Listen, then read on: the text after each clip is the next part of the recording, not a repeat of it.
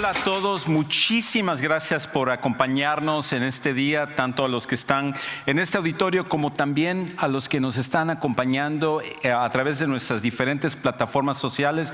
Bienvenidos a Sugar Creek en español. Y si esta es tu primera ocasión con nosotros, realmente estamos súper contentos, muy emocionados, muy honrados de que tú has decidido acompañarnos aquí o en línea.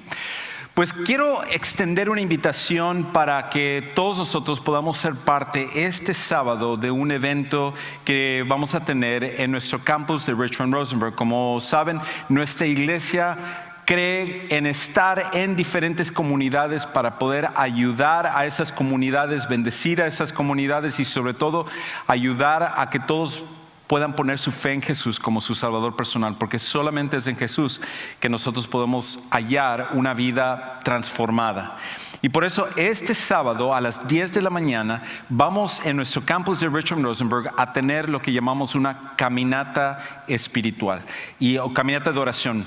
Y a través de esta caminata vamos a tener la oportunidad de orar por la comunidad de Richmond Rosenberg. Queremos ver a mucha gente transformada a través del Evangelio, de que nosotros somos una iglesia que amamos las comunidades donde estamos, que Dios nos ha puesto ahí en Richmond Rosenberg, como aquí en Sugarland, en Missouri City y en muchas diferentes partes, en la prisión de Darrington, diferentes lugares, y que nosotros queremos ver realmente un cambio en las personas. Por eso, si tú quieres ser parte de esto, te pedimos que tú vayas a nuestra página web sugarcreek.net y ahí busques en eventos para que agarres más información y puedas ser parte de esta caminata de oración este sábado. Pero aparte, el siguiente sábado vamos a tener un entrenamiento de evangelismo. Y sé que en nuestro tiempo esto lo necesitamos más que nunca, porque tenemos ahora más empuje que en cualquier otro tiempo de hablarle a las personas acerca de Jesús y estar preparados para dar la respuesta que la gente necesita escuchar. Inclusive alguien me contaba, uno de nuestros líderes de nuestros grupos de conexión, de que en estos últimos días nuestro grupo de conexión que se encuentra en Venezuela, uno de ellos, y les mandamos un fuerte saludo a todos nuestros hermanos y hermanas en Venezuela, ellos pasaron por el entrenamiento y en medio de las carencias que están pasando y lo duro que está la situación en Venezuela, estaban emocionados por la oportunidad de ser entrenados para compartir el Evangelio. Así que nosotros tenemos que hacer lo mismo. Eso será el siguiente sábado ahí mismo en nuestro campus de Richmond Rosenberg. Toda esa información lo pueden agarrar en nuestra página web o en nuestra página de Facebook, en nuestras redes sociales, para que seas parte de ello. Pues estamos en medio de una serie que se llama El Factor de la Actitud, y lo que hemos estado hablando durante todas estas semanas es esta idea general de que nuestras actitudes, no nuestras circunstancias, definen nuestras vidas. Nuestras actitudes, no nuestras circunstancias, definen nuestras vidas. Porque aunque no podemos escoger las circunstancias que vamos a vivir, aunque no podemos escoger si vamos a tener problemas o no vamos a tener problemas, sí podemos escoger el tipo de actitud que vamos a tener para enfrentar cada una de las circunstancias que van a venir a nuestra vida. Y por eso la actitud es uno de esos factores que son los más importantes en nuestra vida y definen el tipo de vida que nosotros vamos a tener. Y en las últimas semanas lo que hemos estado haciendo es enfocándonos sobre un libro de la Biblia que se llama Filipenses, que en realidad fue originalmente una carta que el apóstol Pablo escribió a un grupo de seguidores de Jesús que se encontraban en una ciudad que se llamaba Filipos, alrededor del mar Mediterráneo. Y dentro de esta carta él les habla acerca de tener la actitud correcta ante las cosas. Pero una de las cosas que Pablo les habla a ellos y que en realidad nos habla también a nosotros es sobre algo que muchas veces nosotros no nos gusta pensar o pensamos que no es relevante para nosotros, y tiene que ver con respecto a la persecución, al hecho de ser perseguidos, oprimidos, de ser opuestos por el simple hecho de que nosotros somos seguidores de Jesús. Ahora, hay una cosa que nosotros necesitamos reconocer, sobre todo en el tiempo en el cual nosotros estamos viviendo, y es esto: que la opinión general acerca del cristianismo es negativa. La opinión general acerca del cristianismo, por lo menos hoy en día, aquí en Estados Unidos y alrededor del mundo, es negativa. En otras palabras, o de ser cristiano es negativa. En otras palabras, cuando la gente piensa acerca de nosotros, de ser cristianos, de ser seguidores de Jesús, la gran mayoría piensa, estos son unos hipócritas, estos son unos retrógradas, esto es gente que no tiene capacidad mental, piensa y cree en mitología y en fantasía, y lo único que ellos hacen es detener el progreso de nuestra sociedad. Detienen el crecimiento y el lugar donde nosotros deberíamos de estar. Y lo que estamos encontrando es que más y más, la gente tiene una opinión negativa acerca de ser cristiano. Y creo que esto ha empeorado, sobre todo de un año para acá. Este era un movimiento que ha venido de hace tiempo, pero el último año hemos visto un cambio tremendo en todas las esferas de nuestra sociedad. Y hay cuatro esferas, sobre todo, que han influido para que esto empeore. La primera es el mundo académico, las escuelas. En los colegios, en las universidades, se está enseñando hoy una doctrina, una forma de pensar que va en contra del cristianismo. Ahora, déjeme ser cuidadoso, porque tenemos muchas personas que son parte de nuestra iglesia, que nos están viendo en línea, que son maestros, administradores o trabajan en el mundo académico. Y no estoy hablando acerca de ustedes, porque tenemos algunos excelentes maestros y administradores. Pero el problema es que la institución en general, el sistema, es el que está podrido. Y se está enseñando a nuestros hijos, a las siguientes generaciones, a odiar el cristianismo y a la misma vez amar cosas como el socialismo, el comunismo, el ateísmo y todo aquello que va en contra del cristianismo. Y es por esa razón que cada vez más encontramos que como papás estamos chocando con nuestros hijos, porque lo que ellos están recibiendo es adoctrinamiento y que va en contra de lo que nosotros estamos tratando de enseñarles, de los valores de seguir a Jesús. Esa es solo una esfera. Otra esfera son las plataformas sociales, los medios y las redes sociales. Compañías como Google, como Facebook, como Twitter, como Instagram, como Amazon, abiertamente son hostiles en contra del cristianismo. Y tú dirás, Juan Carlos, tú estás exagerando, ¿de qué estás hablando? Hay ejemplo tras ejemplo acerca de esto. Solamente en estas últimas 2 semanas hay una revista que publica por internet el ministerio que se llama Enfoque en la Familia, que fue fundado por el doctor James Dobson, que es un ministerio bastante grande que ha hecho un gran trabajo a través del tiempo. Y hace como unas 2 semanas ellos sacaron un artículo hablando acerca de su desacuerdo con el movimiento transgénero. El hecho de que un hombre que nace como un hombre, simplemente por considerarse una mujer, ahora se le tiene que considerar una mujer, o viceversa, que una mujer que nace mujer, por considerarse hombre, ahora hay que considerarle hombre. Y por el simple hecho de sacar esa opinión en Facebook, automáticamente se le canceló a la revista de Enfoque en la Familia. La semana pasada, uno de los profesores de la Universidad Bautista de Houston, aquí en nuestra ciudad, el doctor Gagnon, creo que es Robert Gagnon, sí, el doctor Robert Gagnon, que es un experto en el Nuevo Testamento, sacó algo también con respecto al movimiento transgénero. Y en su Twitter automáticamente le cancelaron. Y tengo que decir esto, como iglesia, como Sugar Creek, nosotros amamos a las personas que son transgéneros. Pero a la misma vez reconocemos que el transgenerismo, como el homosexualismo y todo lo que está fuera de lo que Dios ha creado, de un hombre y una mujer que se unen en matrimonio, comprometiéndose para siempre, es algo que daña a las personas y más que eso, va en contra de la voluntad de Dios. Y cuando nosotros hablamos de eso y somos cancelados y se nos habla de que nosotros estamos mal, Esto no sucedió de la noche a la mañana. Las redes sociales están influyendo sobre una forma de pensar. Y por eso, si tú expresas tu opinión, tú y yo expresamos nuestra opinión, rápidamente seremos cancelados. Y alguien podría decir, Juan Carlos, ¿qué importa? Estas son compañías privadas. El problema es que estos se han convertido en el foro público para que nosotros podamos expresarlos. Y si a un grupo se está señalando, a los cristianos que se les está señalando sobre todo, esto se hace intencionalmente.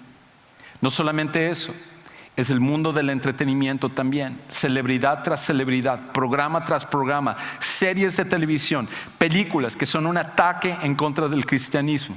Alguien nos recomendaba una serie hace poco que mi esposa y yo nos sentamos a ver. Y nos quedamos asombrados de que aunque el guión de la serie estaba muy bien hecha, era un ataque en contra de los cristianos. La familia principal que toda la trama giraba alrededor de ellos era una familia cristiana y se presentaban como hipócritas, se presentaban como gente que no estaba abierta al progreso, y era un ataque directo a los cristianos que son inflexibles y que tratan de dominar la vida de todas las personas. Y lo último son los medios de comunicación.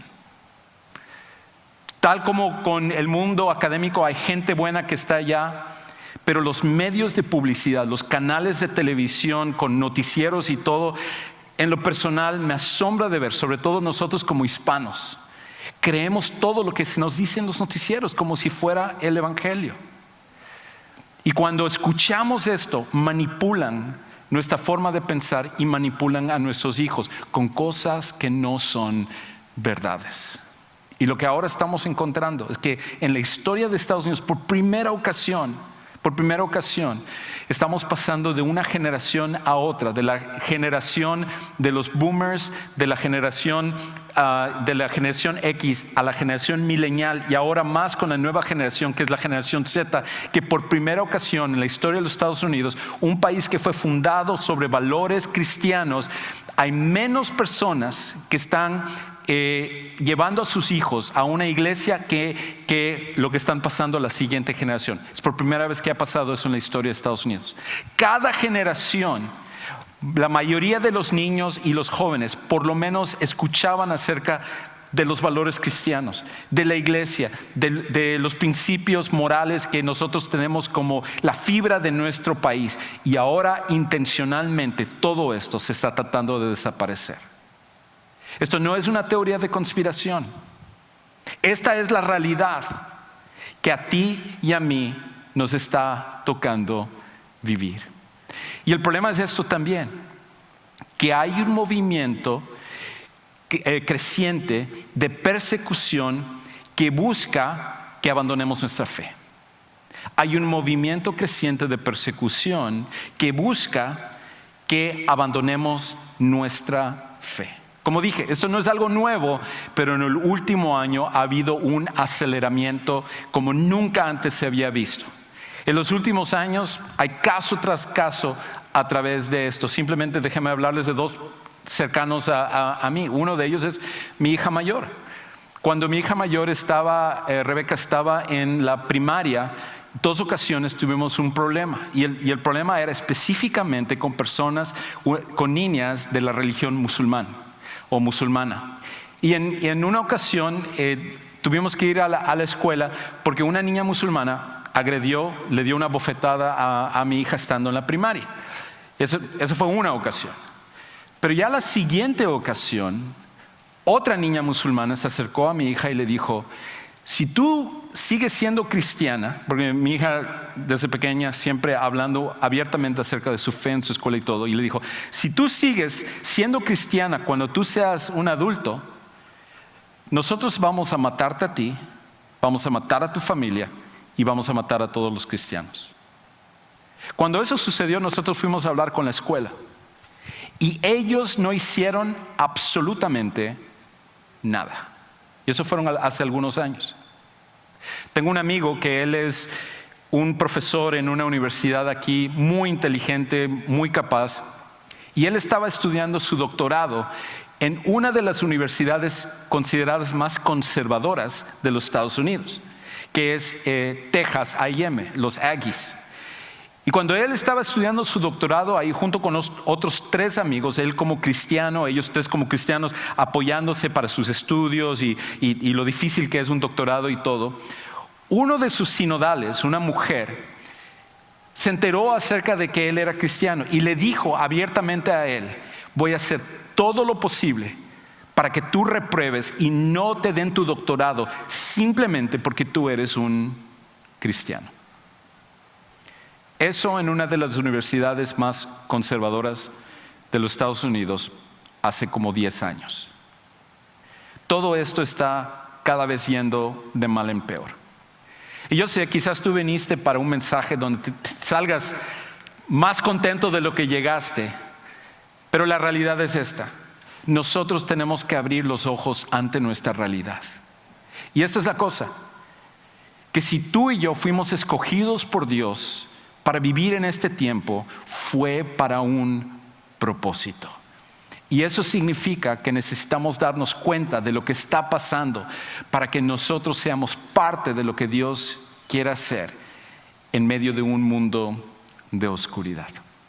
Ahora, yo sé, nosotros, a comparación del resto de nuestros hermanos y hermanas en Cristo, gente en otros países que realmente está sufriendo persecución, lo que nosotros estamos pasando prácticamente no es nada. Y tú podrías decir: Juan Carlos, por favor, no exageres, son tonterías. Lo que otros están pasando, eso sí es persecución, y estaría completamente de acuerdo. Pero todos esos movimientos que se dieron en el Medio Oriente, que se ha dado en Asia, en África, en todos lados, comenzaron de la misma manera como nosotros estamos comenzando hoy en día. Y por eso la preocupación es que para los que somos de cierta edad para arriba, quizás no vamos a ver lo peor de esto, pero ¿qué tal nuestros hijos? ¿Y qué tal nuestros nietos? Y si nosotros no vamos a empujar en contra de esto, ¿quiénes lo van a hacer? Simplemente vamos a permitir que nuestro mundo y nuestra sociedad siga por la trayectoria, y mientras nosotros estemos contentos, mientras que políticos y gobiernos y cosas hagan y nosotros digamos: bueno, está bien, a mí no me importa, con tal de que me den lo que yo quiero, eso es lo único que importa, entonces nosotros hemos fallado en el propósito que Dios nos ha llamado. Jamás hablo de política y no estoy tratando yo de ir hacia un partido u otro partido, porque creo que los dos tienen fallas. Pero lo que sí digo es que al final, donde estamos yendo es que necesitamos afirmarnos en nuestra fe como cristianos, porque lo que se viene no pinta muy bien. Y es fácil llenarnos de temor. Es fácil al escuchar eso decir: ¿qué vamos a hacer? ¿Qué vamos a hacer? O sea, ¿cómo evitamos esto? Y el temor que nos llenamos por nosotros, por nuestros hijos, por las personas que amamos, que son cristianos y todo. Y en el libro que estamos estudiando, el apóstol Pablo escribió a los cristianos que se encontraban en Filipos, y ellos también estaban pasando por persecución, estaban pasando por una opresión fuerte. En otros lados del Imperio Romano estaba siendo más fuerte que en Filipos, pero Pablo les escribe a ellos algunas cosas que nosotros tenemos que tomar para nuestros días también y aplicarlo en nuestras vidas para la situación en la cual nos encontramos. Y lo que Pablo les dice a ellos, que es lo mismo que nos dice a nosotros, es esto: que no necesitamos temer, no necesitamos temer por lo que a la persecución y lo que se viene, por 2 razones específicas. No necesitamos temer a la persecución porque, número 1, nos dice esto en el versículo 28. De ninguna manera estén atemorizados por sus adversarios. Nos intimidan, o sea, lo que están diciendo, lo que están haciendo, la presión que está pasando. En mi propia familia veo todo eso. Lo cual es señal de perdición para ellos, pero de salvación para ustedes, y esto de Dios. Pablo comienza diciendo esto: no tengan miedo, y la primera razón por la cual no necesitan temer es porque al final, cuando nosotros somos perseguidos, es evidencia que estamos siguiendo a Jesús. La persecución es evidencia que estamos siguiendo a Jesús. Es lo primero que dice, es una señal. Es una señal para separar a aquellos que no están siguiendo a Jesús de aquellos que sí están siguiendo a Jesús. Y lo que nosotros necesitamos preguntarnos es, ¿tengo yo evidencia de que estoy siguiendo a Jesús? ¿Estoy mostrando en mi vida? ¿Hay razones por las cuales la gente se me opone y todo porque estoy realmente abiertamente siguiendo a Jesús? Cuando nosotros decidimos eso, cuando nosotros decidimos seguir a Jesús, va a haber oposición. Eso es algo que viene. Eso es algo que va a suceder. La persecución es algo que viene con seguir a Jesús. Porque Jesús mismo dijo que si a Él le persiguieron, cuánto más, Él siendo el Señor, le persiguieron, nosotros, que somos sus seguidores, nos van a perseguir a nosotros también. Pero esa evidencia muchas veces hace la diferencia en la vida de las personas. Hay un pastor que vivió en Uganda en la década de los 70s. Y este pastor que se llamaba John, creo que todavía está vivo, y es John Rukayana. Él vivió en una época súper difícil en la historia de Uganda, porque durante ese tiempo en Uganda el que estaba al frente se llamaba Idi Amin. Y Idi Amin era conocido como uno de los peores dictadores del mundo. Un hombre que podía matar a personas sin ningún reparo, sin ninguna muestra de conciencia. Y no sabemos con exactitud durante los 8 años que él fue el dictador de Uganda exactamente a cuántos miles de personas han muerto porque todo esto lo taparon y todo. Pero algunos estiman que inclusive llegó a matar a 500,000 de personas en 8 años. Y más aún, en un país donde solo había 12 millones de personas.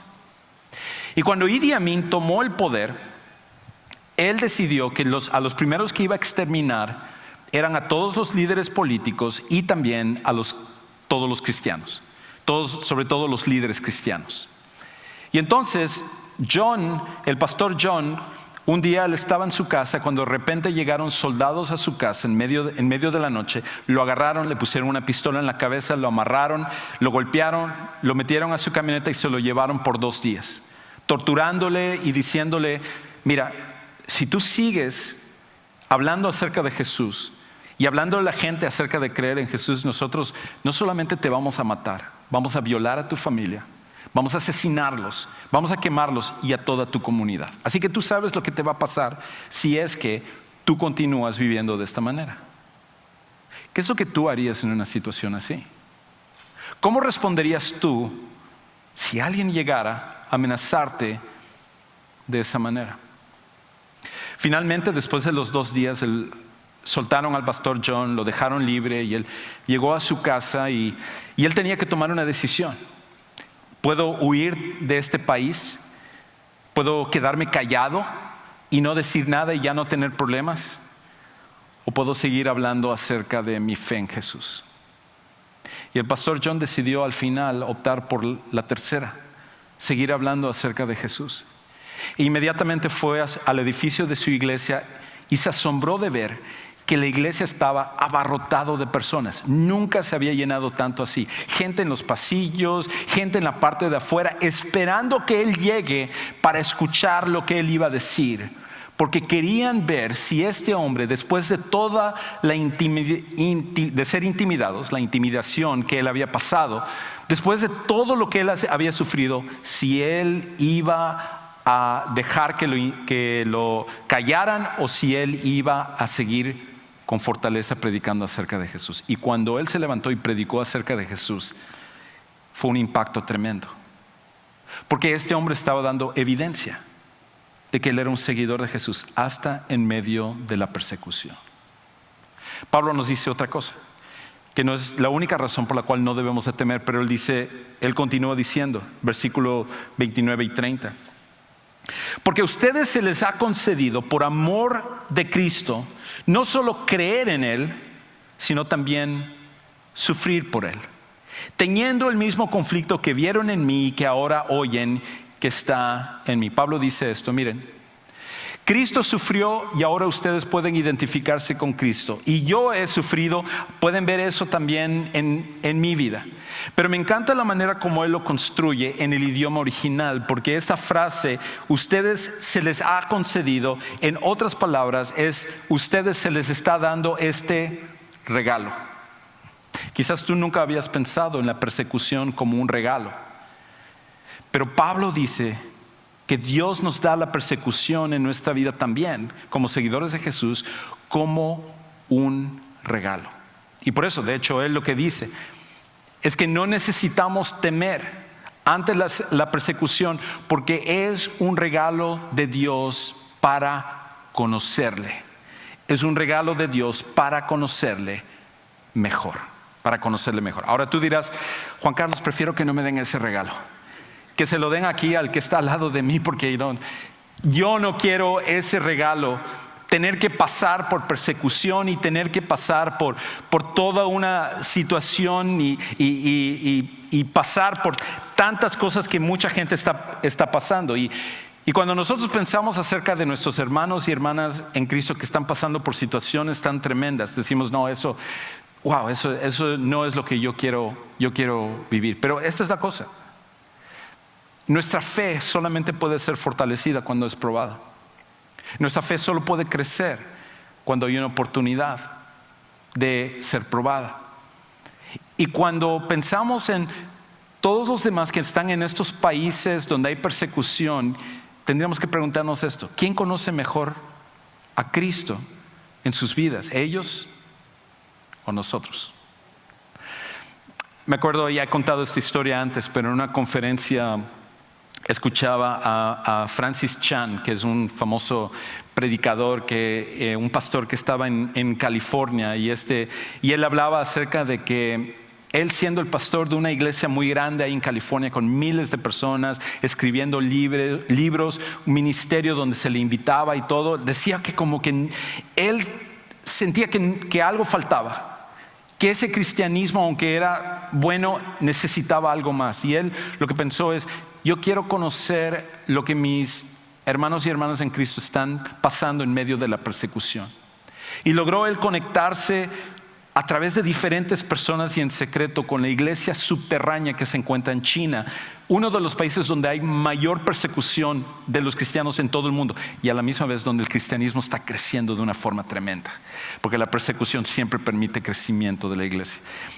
Y estando ellos allá, estos cristianos no pueden reunirse públicamente, y entonces ellos se reúnen en cuevas, se reúnen literalmente en túneles, y por eso también se les apoda como la iglesia subterránea.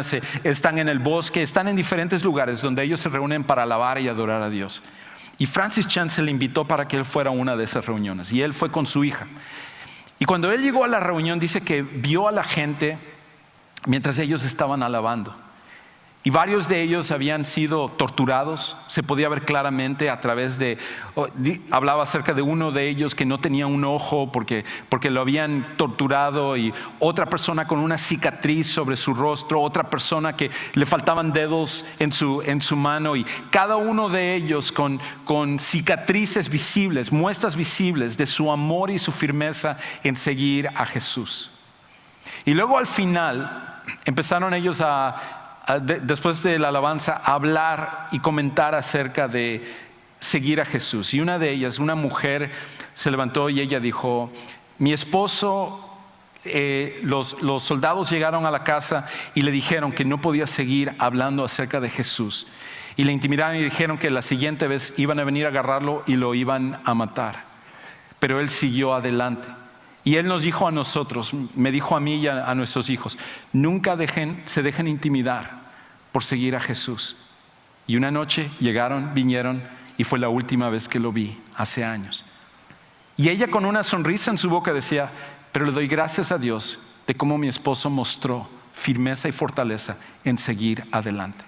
E historia tras historia de personas hablando acerca de eso. Y luego uno de ellos se levantó y le dijo a Francis Chan: Francis, cuéntanos ahora tú acerca de los cristianos en Estados Unidos. Cuéntanos acerca de la firmeza que ellos tienen. Y él como avergonzado, decías, se levantó y dijo, ¿qué puedo yo enseñarles a estas personas? Hasta yo como pastor y conocido, ¿qué puedo yo enseñarles a ellos acerca de seguir a Jesús? Y él empezó a comentar cosas como, bueno, en Estados Unidos, cuando el clima está bien bonito, pues los cristianos deciden que no van a ir a la iglesia ese día para irse a pasear. Y ellos dicen que estaban muertos de risa porque se está bromeando. ¿Qué cristiano puede vivir de esa manera? Y luego él decía, y aparte, pues muchas veces los cristianos se molestan con alguien y se pasan de una iglesia a otra iglesia y están criticando el uno al otro. Y ellos estaban riéndose porque todo esto para ellos se les hacía gracioso. Porque en la mente de ellos, lo que ellos habían sacrificado en seguir a Jesús, ¿cómo iban a desviarse por cosas tan pequeñas, por tonterías? Ellos conocen a Dios mejor que nosotros.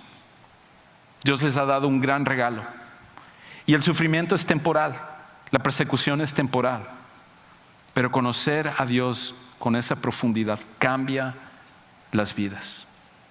Y quizás a nosotros nos va a tocar en algún momento pasar por eso. ¿Qué es lo que nosotros necesitamos entender con respecto a esto? Que al final nuestro temor no debe de ser perseguidos. Eso no es donde está o debe de estar nuestro temor. Más bien, nuestro mayor temor es no tener una razón legítima para ser perseguidos. Nuestro mayor temor debe ser carecer de una razón legítima para no ser perseguido. Si alguien en tu trabajo hablara acerca de ti, si alguien en tu familia hablara acerca de ti o tu vecindario y dijeran, ¿cristiano? No, pues no, la verdad no conozco. ¿Tú eres cristiano?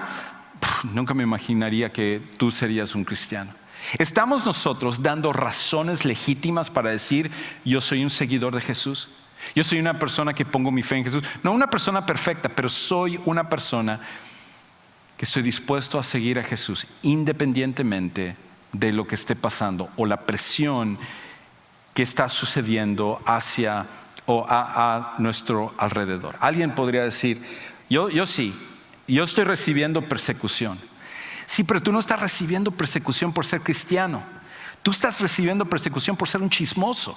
Y si es así, entonces no es lo mismo. De hecho, Pedro, que también sabía acerca de persecución y terminaría también martirizado, él escribe acerca de esto. Escucha cómo él lo dice en 1 de Pedro 4, 14 al 16. Si ustedes son insultados por el nombre de Cristo, dichosos son, pues el Espíritu de gloria y de Dios reposa sobre ustedes. Vamos a conocer a Dios de una forma mucho más profunda. Ciertamente por ellos Él es blasfemado, pero por ustedes es glorificado. Ahora, aquí viene la cautela, la precaución. Que de ninguna manera sufra a alguien de ustedes como asesino o ladrón o malhechor o por entrometido o por cualquiera otra razón. Que la crítica no sea porque estamos actuando mal. Pero si alguien sufre como cristiano, que no se avergüence, sino que como tal en ese nombre glorifique a Dios. Nuestro mayor temor debe de ser que no estamos dando una razón legítima para que la gente diga, este es un cristiano. Que tú y yo no estemos en una posición de carecer de evidencia genuina, palpable, que nosotros somos seguidores de Jesús. ¿Qué es lo que debemos hacer? Es esto.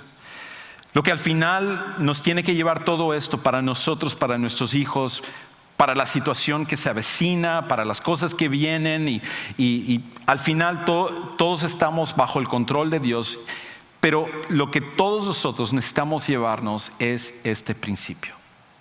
Jamás permitas que tu temor por las personas sobrepase tu confianza en Dios. Jamás permitas que tu temor por las personas sobrepase tu confianza en Dios. Hay famoso matemático que es un profesor de la Universidad de Oxford, que es un gran cristiano, es una persona de las que más admiro, que se llama el doctor John Lennox. De hecho, en algún momento conoció él a C.S. Lewis. Él era estudiante durante el tiempo que C.S. Lewis, que es uno de mis héroes de la fe, era un maestro también en Oxford. Y John Lennox ha tenido un ministerio donde él va y habla con las personas acerca de Cristo. Mi hija y yo, Rebeca, también tuvimos la oportunidad cuando él vino a la Universidad de Rice a dar una plática acerca de por qué creer en Cristo a los estudiantes de Rice. Un gran hombre de Dios, un erudito tremendo. Y en uno de sus libros, que se llama Contracorriente, él escribe acerca de un encuentro que él tuvo con un hombre de la Unión Soviética que había sido perseguido y torturado por años. Y resulta que ese hombre, él estuvo encarcelado, torturado por los rusos, o por en ese tiempo los miembros de la Unión Soviética, porque había un odio hacia el cristianismo, perseguir hacia los cristianos. Y cuando él estaba contando historia tras historia de lo que a él le tocó pasar, dice que John Lennox estaba él escuchando esto y asombrado y preguntándose él: ¿podría yo ser fiel en medio de circunstancias como estas? ¿Podría yo seguir adelante sin negar a Cristo con fuerza si yo estuviera en la misma situación que pasó este hombre? Y después de un rato este cristiano de la Unión Soviética se dio cuenta, cuando vio el rostro de John Lennox, de que él estaba haciéndose esa pregunta, y le dijo: mira, si lo que tú estás haciendo es la pregunta que ¿cómo reaccionarías tú en esa situación? Déjame decirte que yo, antes que me pasara esto, yo tenía terror a ver sangre. Yo ni siquiera le había compartido a alguien acerca de Cristo, jamás había compartido mi fe. Pero cuando yo pasé por estas circunstancias, nunca me imaginé tener el valor para enfrentar lo que yo enfrenté. Pero en esos momentos Dios fue real en mi vida y me utilizó de una manera que iba más allá de mi capacidad humana. Y John Lennox termina esa historia diciendo que cada uno de nosotros, en su momento, cuando llegue a pasar eso, Dios será real cuando nosotros confiamos en Él. ¿Qué pasaría entonces si nosotros, como cristianos, en vez de dejarnos intimidar, callar y ser parte de lo mismo que todo el mundo está siguiendo, nosotros valerosamente, confiadamente, mostráramos que nosotros seguimos a un Dios que está en control de todas las cosas y a un Cristo que, al vencer la muerte, ha vencido absolutamente todo y que podemos confiar plenamente en Él? Volveríamos a ver al mundo de cabeza, tal como los primeros cristianos, hasta en medio de la persecución, mostraron. ¿Por qué no entonces? Si tú y yo fuimos escogidos para este tiempo, determinamos vivir de la misma manera. Señor, en esta tarde quiero pedirte que tú seas con nosotros, con la situación actual, pero más que nosotros poner nuestra mirada sobre lo que está sucediendo, llenarnos de temor, de duda, que nosotros podamos estar emocionados de poder ser utilizados por ti en nuestros vecindarios, en nuestras escuelas, en nuestros trabajos, en los lugares que tú nos has puesto, porque tú nos escogiste para un plan y un propósito para esta época, para nosotros y para nuestros hijos. No desmayamos, porque tú eres el que ya ha obtenido la victoria y nosotros confiamos plenamente en ti. Permite que nosotros tengamos una fortaleza tal que jamás nos dejemos intimidar, inclusive por aquellos que nos quieren perseguir. Te amamos, te alabamos, nuestras vidas te pertenecen y oramos todo esto en el nombre de Jesús. Amén.